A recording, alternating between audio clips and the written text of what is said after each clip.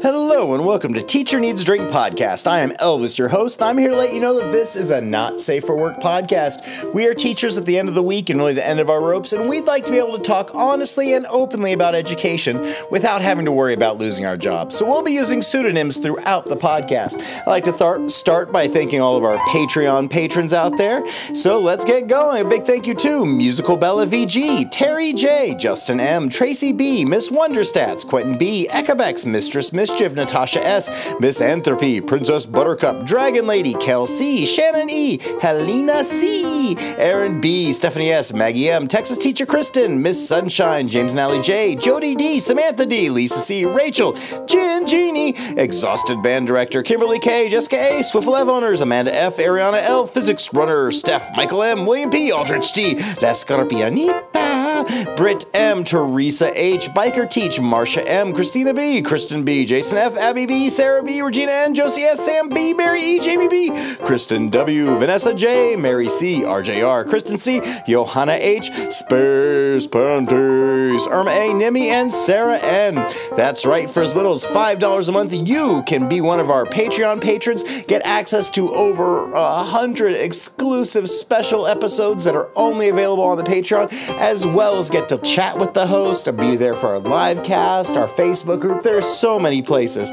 Anyway, I think you should do it. Also, if you can, visit our sponsor, Lud Lamb Dramatics. If you are a theater teacher or know one in your building, go to ludlamdramatics.com, where you can get resources that explain specific theater concepts to, embiggen the mind of your students.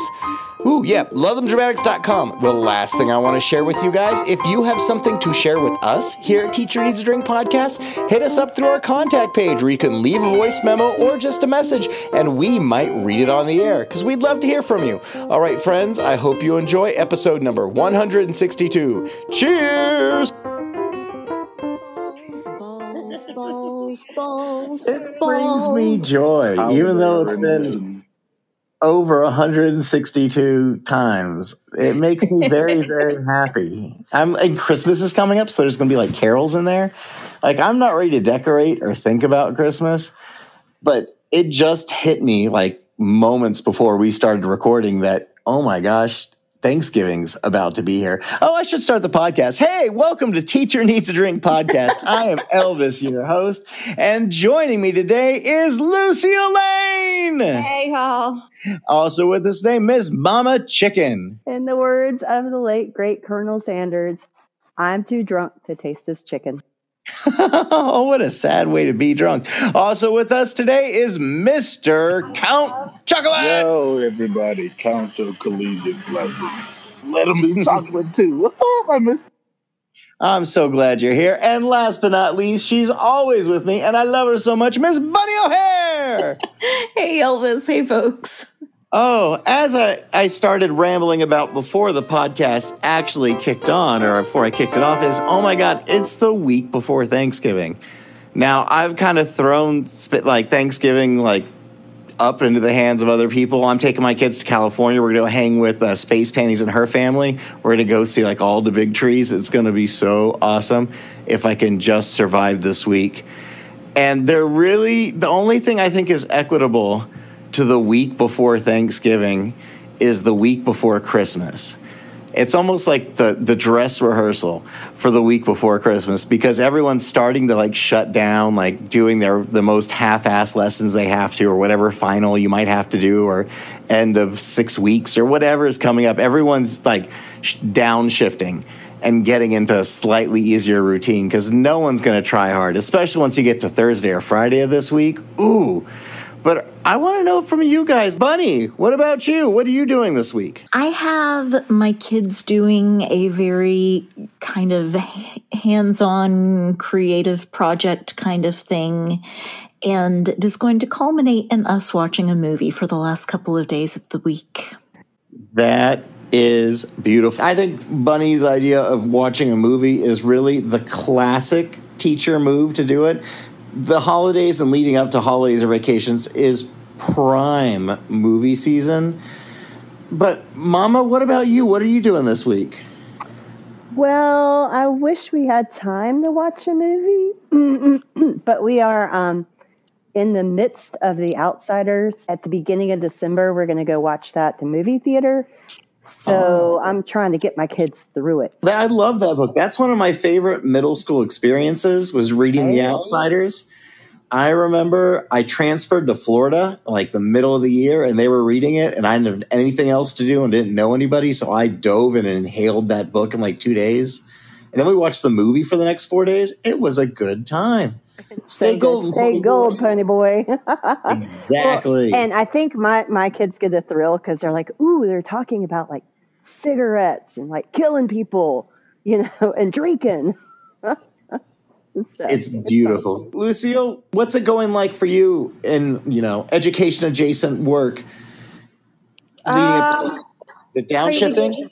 No. We're getting ready for partnership reviews. I'm checking in with whomever I need to talk to, whether it be like the coordinator of curriculum or whoever is hosting our tutors into their schools and just figuring out like by now from say August to November, how is it going? What can we improve? Are you meeting their needs? Are they meeting yours? So on and so forth. Doesn't sound horrible, though. But, yeah. It's a lot of preparation. Downshifting, though. Yeah. And Count, what about you? What does the counselor's life look like when we're, hitting this last week? Are you just wrapping up a 5-week or a 6-week? This week, we're kind of cruising into break. We've got another major application deadline, which is actually tomorrow. So there's some students that are seeking letters of recommendation and then submitting they are submitting some applications to schools that they're excited to get into. More and more students are getting their acceptance letters and confirmation too already for like early admin or early admission. So that's cool. And that we're just trying to, I'm tracking down any students that struggled in the first quarter and making sure that we're doing what we need to do in the second quarter to put us on pace to, earn credit this semester. So that's pretty tough. And aside from that, I'm just trying to stay warm. I'm really proud of you, man, because you're hitting it hard. I see you at the gym. I see you working out. You're making an effort on top of all this. Good for you. Thanks. I was doing good for a while. I was down a lot of pounds. Now I'm down not as many pounds, but we're rallying again, so it's okay. Yeah, I'm there with you. I'm right there with you. I was doing really good. Then I stepped on the scale last week. I was like, oh, shit. God. Yep. And so I'm doing well. I haven't started anything hardcore. I'm just trying to maintain a balance with food and diet and exercise. But I didn't realize, I started looking back at my day. And I was like, man, there's been several days I've got off work and sat down and really only got up a few times. Like most of my night was spent reclined. Yep. Because I was just so out of it and exhausted. I was like, okay, I got to at least walk the dog. I got to get up, move around the house. I can't just lay on a couch and sleep or doze or... Well, you declined. Mental health, man. You declined to exercise. I did decline, but I'm changing that now. I'm switching off. I got into a few other habits with yoga where I was just getting really, really high before yoga, which I love, and it still zen me out. But then, a lot of my after time was shot because I was just like, I'm going to rest. I'm going to read. I'm going to do this project and take an hour doing it. So, yeah, time to assess priorities. This prompt comes from NBC News, and it's dated about a week ago. And the article is, 10-year-old student may face battery charge after hugging a school counselor. A 10-year-old boy was suspended from his Florida elementary school and faces a charge of misdemeanor battery after he was accused of inappropriately touching a school counselor during a hug, an allegation his family denies. The counselor at Holly Hill School in Volusia County alleged that she was visiting a classroom to discuss whether something when the fourth grader approached her for a hug, according to the police report and a copy of a suspension letter provided by attorneys for the boy's family. She said she turned sideways to give a side hug, the letter says, and the child put one arm around her shoulder and with the other hand reached and grabbed her left breast. The counselor said she removed his hand and walked away. That's pretty much the whole article. Now, number one, I can see a fourth grader going in to, go try to cop a feel and squeeze. I've never had a kid directly attempt to do that, but I am not like a female, so I don't get groped that often. I do give side hugs pretty much anytime a kid's coming to hug me because I don't want my front on their front, and I don't want them, like, especially since I work with younger kids, there ends up being a lot of shoulders in the junk or arms in the junk, and it's easier to just turn, put a hip out, hug, takes them from the danger zone. But do you guys have any experience with either getting groped by kids or the inappropriate hug on accident or intentional? Surely there's got to be something in here. I had this student a couple of years ago, sweet as can be, 6th grader, but he would like run up behind me and give me a big bear hug from behind. And I was like, whoa, personal space. Like, it wasn't overtly inappropriate, but it did make me feel a little weird. Were they like lifting you off the ground or anything, or was it just coming from behind and having their hands across your middle? From behind, full on, pressed up against me, like big old hug. It was odd because like middle schoolers don't hug. Yeah. Mostly. And like he was just being sweet. I didn't feel weird. I didn't feel like his intentions were weird, but it did like just liability wise make me feel uncomfortable. Yeah, the unwanted hug from young kids. I mean, from any kid, if you don't want a hug, it sucks. But like little kids, like I'll work with kindergartners or something and they'll come and want to give me a hug. But I have to say no, because if one of those little kindergarten hugs me, then all of them want to hug me. And all of a sudden I got like 20 little germ sticky hands, like little snot prints on the side of my pants. And no. And so I'm trying to be like, kids, I love you. I'll give you a fist bump. I'll tap elbows, but we're not hugging. I just don't want to do that. No. Lucille? I never touch the kids or let them touch me, ever. When I was teaching, I mean, I know that sounds so harsh, but I just never, ever put myself in a situation. I mean, it would just be like, I am sorry. We can shake hands. But I'm not hugging. It was like they would even come up to me like it's 6th graders. We talk about middle school. Give me a hug, Ms. Lane. And no, I'm sorry, we don't do that. No, I think that's valid. I think you need to set those boundaries because they can easily slip or go too far, or they just don't respect them. No. I'm with you. And just me being a male in the classroom, I have a big no touching kids. I want to be beyond reproach. Yeah, I don't do it. Not even like the elementary level. It was just like, nope, we just shake hands. I'm also a big fan of the always have a witness in the room anyway. So if there are kids there, there's got to be at least 2 when I'm with them. It's like, I don't want anything. Nope. Yeah, I don't do a lot of hugging. Maybe at graduation. But there's a lot of fist bumps, and I'm still a big fan of the high five. I don't care how 80s or 90s it is. But yeah, I'll fist bump you or dap you up and like we even touch elbows. But yeah, we ain't even half hugging or none of that because I don't need my name in a newspaper. Exactly. No one wants that. I mean, catching up Count Chocolate. I'm good. I am a hugger by nature with my friends and like adult friend people, but at school I won't initiate hugs. If a kid comes to me and like is having a day and wants a hug, needs a hug, I'm not going to tell them no, but we're going to do a side hug. I've never had anything happen like, getting accidentally or on purposely or anything like that groped, but I'm torn because I don't like, especially because I don't know.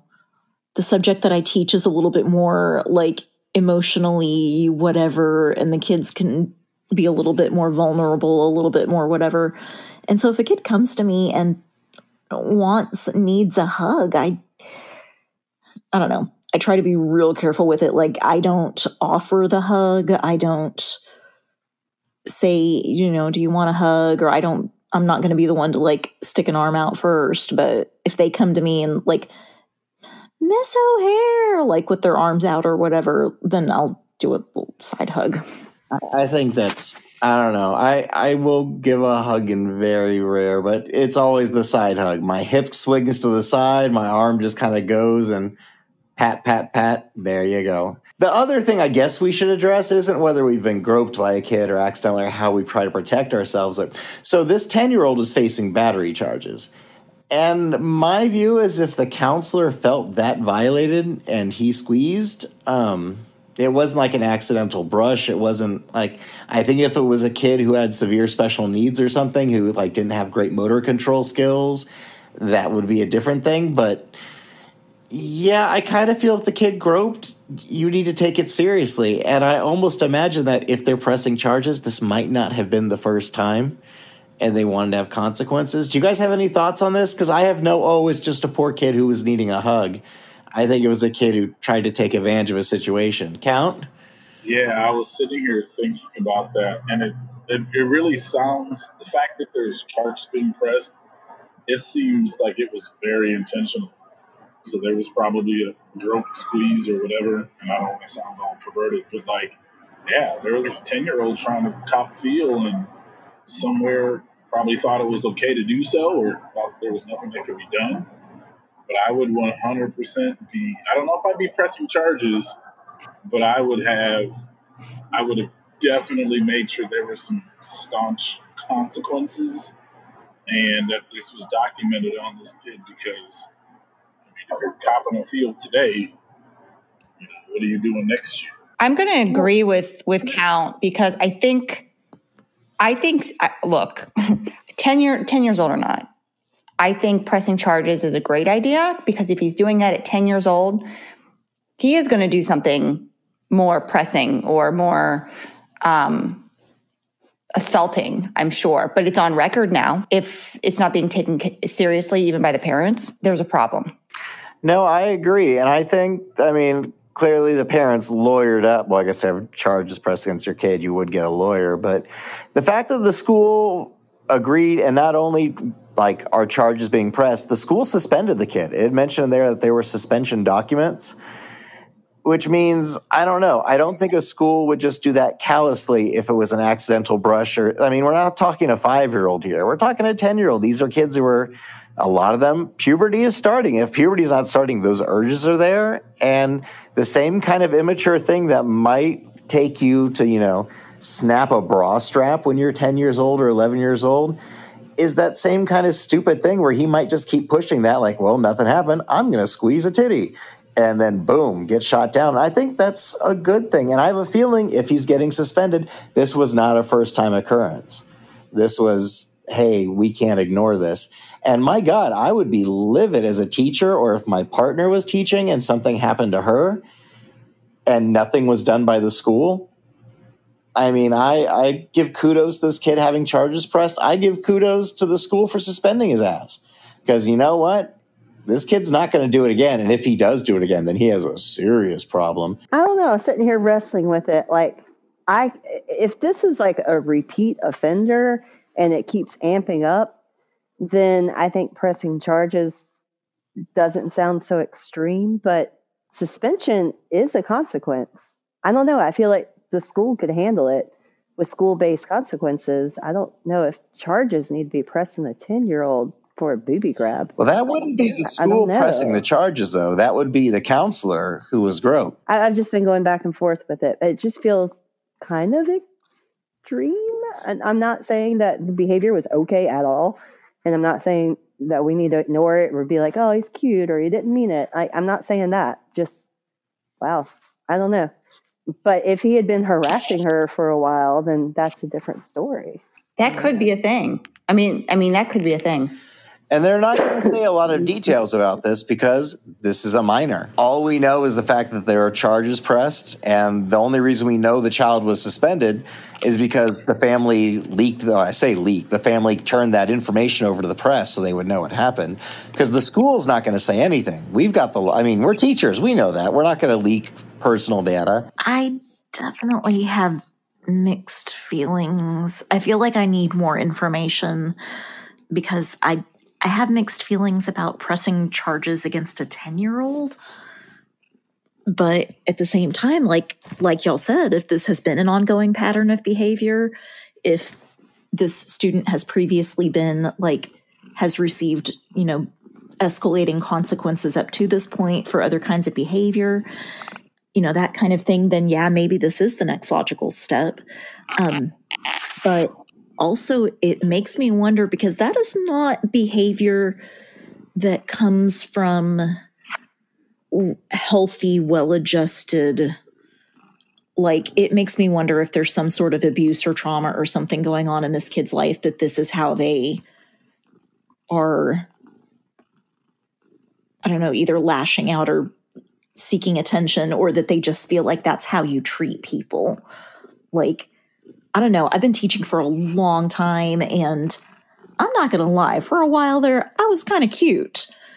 And I have never had a kid try to, like, cop a feel. So it really makes me wonder, like, what is going on with this child? So we don't really have any facts, anything, like I said, because this is all, it's a minor. They're not going to release any information. I infer that it's a repeat problem because I can't imagine a first case of something like this happening unless it was a very blatant, like, honk type situation. I feel like if they was that choice and she felt she needed to press charges, then she has a legitimate claim. I'm never going to tell someone, hey, you know what? You shouldn't press charges about that boy you grabbed your boob. Yeah, that's not my place. I feel if she did it, there's probably a valid reason there for it. I am not ever going to tell somebody to not press charges. If that's like, I am completely in favor of defending your bodily autonomy and your right to consent and like all of those healthy boundary things. And if this is what this counselor felt like was needed, then I support that completely. And yeah, I'm never going to tell somebody that what they experienced wasn't assault because, yeah, I wasn't there and it wasn't my body getting violated. So this is on the Reddits. Teacher The Shoebox. High school teachers, what's a favorite attention grabber that you use? I've been talking to some of my peers as we venture forth into our student teaching, and one thing we've come up blank on is, how in the world do we grab the attention of an entire class of, say, sophomores without making them feel like 7th graders? I figured doing the clap thing makes them feel like they're children, so I'm avoiding that. I also don't particularly want to holler at my students either, as I enjoy my voice. Any tips? I've always been a fan of just staring silently. It's like, oh my God, it's getting bad. He's waiting on us. I like that. I like the reaction that gets. But Mama, what about you? Just what Bunny posted. I do the, if you can hear me, clap once. If you can hear me, clap 2 times. And I tell them if we get to 5, there's something wrong. But that works marginally well. Worked better with 6th graders, but it works. I used to just raise my hand, but then they thought it was funny to watch me stand up there with my hand raised.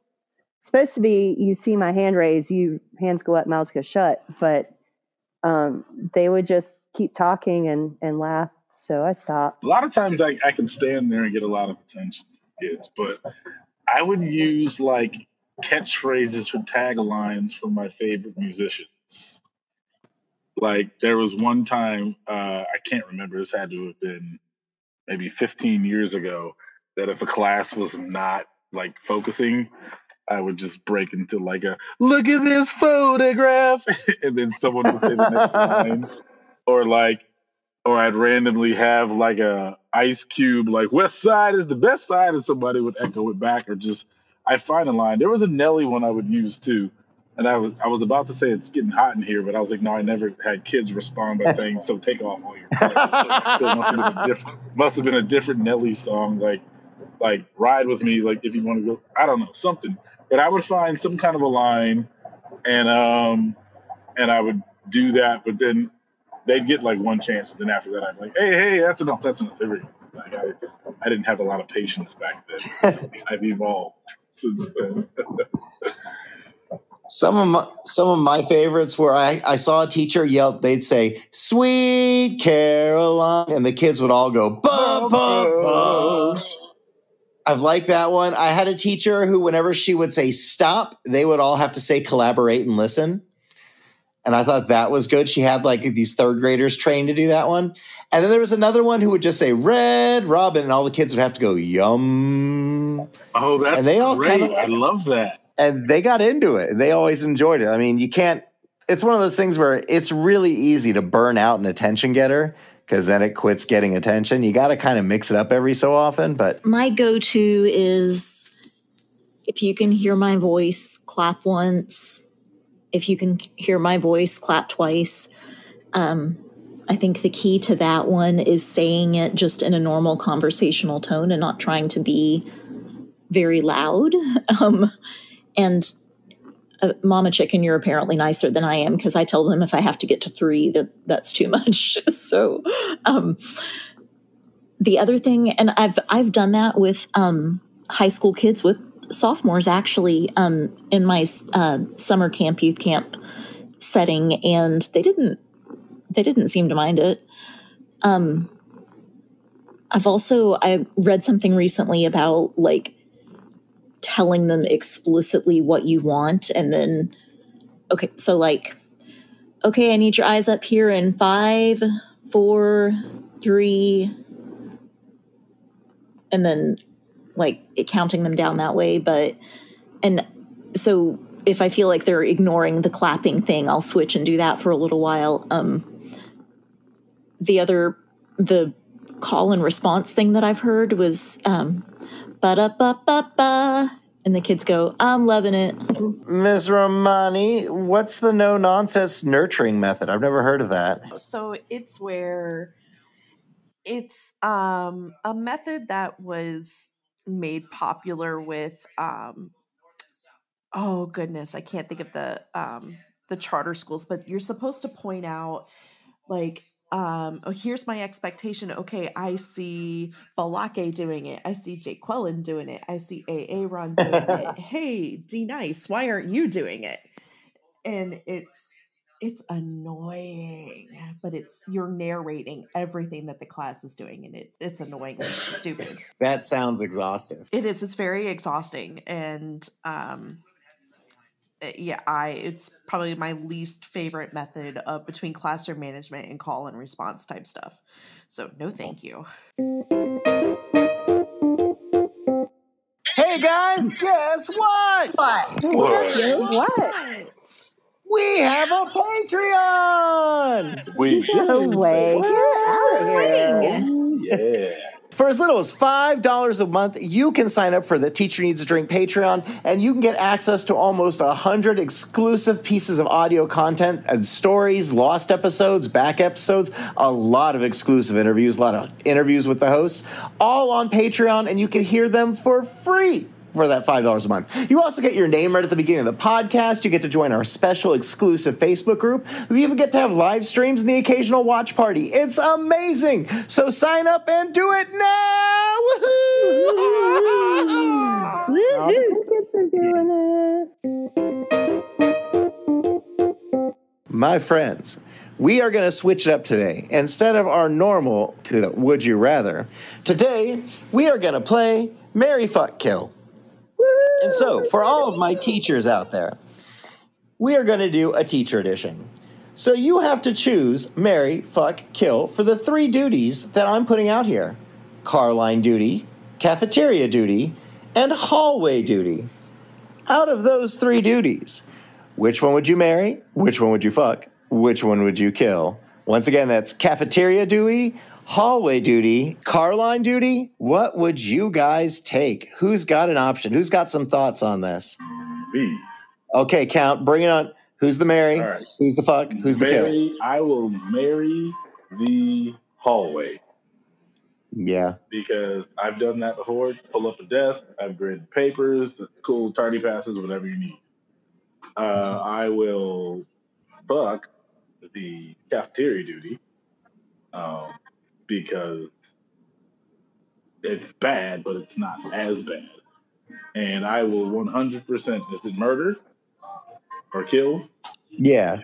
I will murder and kill the bus duty, car line duty, because that's not climate controlled, which means I can be out there in 20-degree weather, I can be out there in 100-degree weather, I can be out there in rain, sleet, snow. Nah.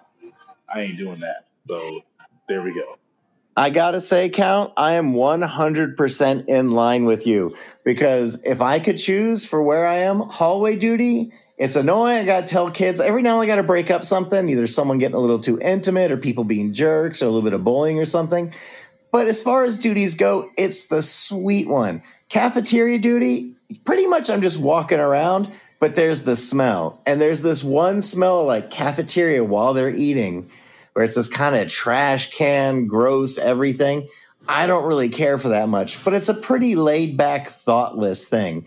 I'm not at one of those schools like elementary schools. I have to like open ketchup packets or anything like that. No, I deal with older kids than that. And then, man, I hate outside car line duties, bus duties, all those. Same reason as Count. It's always hot, or it's really cold, or it's raining. And 3, people are assholes when they get in cars. They drive crazy. If you're doing like a parent drop off or pickup, someone's going to die in that parking lot. I always feel I'm going to get killed or run over in one of these parking lots. So yeah, screw that. I do not want anything to do with it.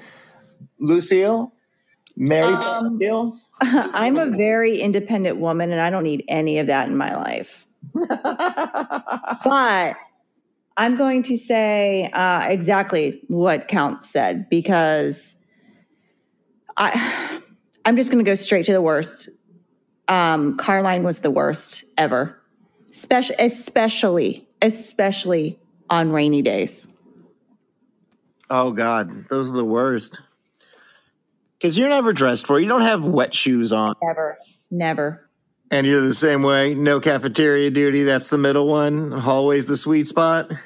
Oh yeah, absolutely. I agree. I'm with both of you. But Mama, are you sticking with this? I'm gonna veer off the trodden path. I would totally marry hallway duty. I do it all the time. I don't care. I stand in the hallway. I talk to the kids. It's fine. I would fuck car line duty, because that would just be like a one and done, right? Isn't that the whole concept? Like, just like get in there, get out. Maybe, I don't know. Good point. But I don't think Carline's so terrible. Like, maybe just because I live in this like, mountain community and everybody's real nice and they wave and they smile and they come pick up their kids. So I don't mind that. But cafeteria duty sucks my ass. So I would kill cafeteria duty.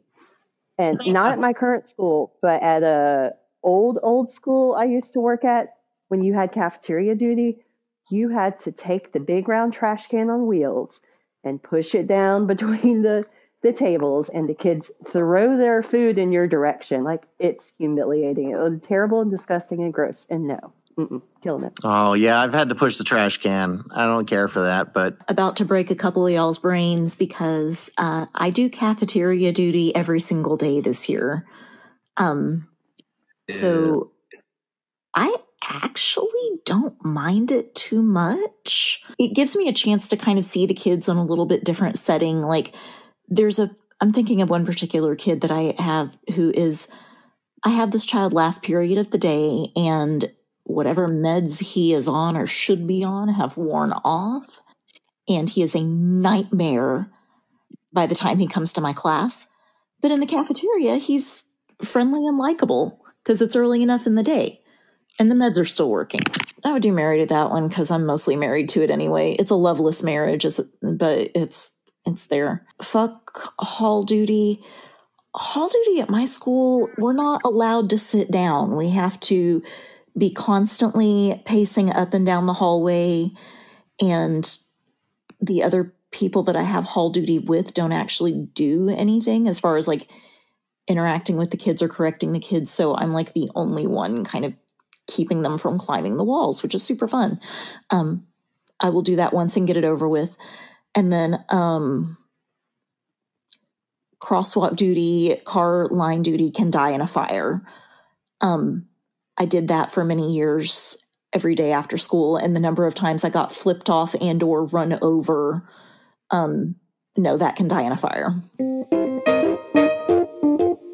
All right, guys, thanks for joining us for another episode of Teacher Needs a Drink podcast. I'd like to thank all of my hosts who are with me here today, Miss Mama Chicken. Thanks for having me. It was fun. It was fun. Also, after a long absence, I'm glad she came back. We had Miss Lucille Lane. So happy to be back to talk with y'all. It's been too long. I know. Also here today, one of my favorite people, Count Chocolate. Elvis, you're one of my favorite people too. Count it all joy. And unfortunately, Podbean quit saving the end of this episode yet again. Thanks, Podbean. But I do want to thank Miss Bunny O'Hare. She is one of my favorite people, and she would say, thank you, as always, the pleasure is mine. I wish Podbean hadn't deleted that part. Anyway, everyone out there, take care of yourselves. Enjoy your Thanksgiving. Deep breaths, deep drinks. Cheers! Woo! Yay! Da, da, da, da, da, da, da. This is more fun to do with all the friends. Okay, friends, take care of yourselves. All right, everyone, thank you again for listening to Teacher Needs Drink Podcast. I thank all the hosts who are with me today, as well as our sponsor, Ludlam Dramatics. If you are a theater teacher or know one in your building, go to ludlamdramatics.com right now and get some of the most amazing resources for your classroom. Also, sign up for our Patreon. For as little $5 a month, you get all kinds of extra content and you will love it. Last but not least, if you can, if you want, if you dare. I don't remember what I was going to say. I don't. Really, my brain just farted. This goes live in 30 minutes and I'm so tired. So, everyone out there, take care of yourselves. Have a happy Thanksgiving and cheers.